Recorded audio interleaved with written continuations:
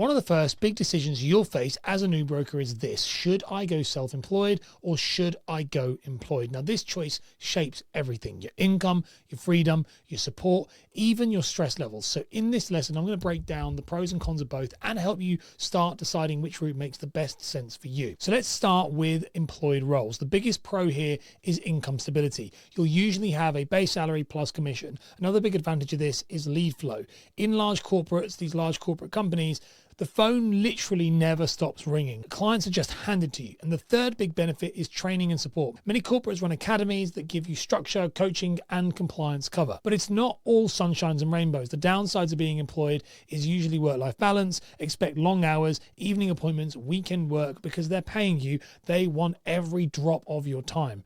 Now, second is you're not building your own client base. The leads belong to the company. If you leave, you can't take those clients with you. And third, earnings are capped. You can do well, but rarely will you hit multiple six figures in an employed role. Now let's look at self-employed. The biggest pro is flexibility. You control your diary, your lifestyle, your brand, your income. It's all uncapped. The more leads you generate, the more you can earn. And long term, you are building an asset: your own client base, reputation, and brand identity. The cons, it's tough. The first challenge is lead generation. No one hands you the phone and fills your diary. You've got to create your own pipeline. The second is income stability. If you don't generate leads, you don't earn. And your first 6 to 12 months are going to feel brutal, most likely. And the third is steep learning curves. You're not just an advisor. You are your own marketer, your salesperson, your business manager. There's a lot to take in. Now, this is why I talk about the death beach analogy. Imagine those turtles, like I said, hatching on the beach. The eggs are the people passing the CMAP,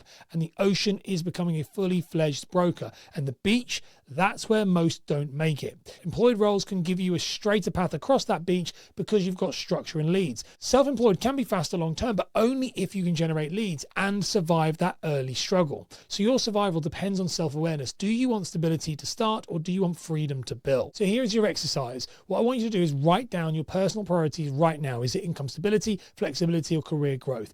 Then answer this: if you had to choose today, which route feels right for your situation? Is it employed or is it self-employed? And then write down why. Remember, this isn't set in stone. Many brokers start employed and switch later to self-employed. The key is knowing which path makes sense for you right now. In the next lesson, we're going to be looking at the 3 types of brokers in a bit more depth. So that's the tied, multi-tied, and whole of market, and how that choice shapes your client access and your income. I'll see you in that one.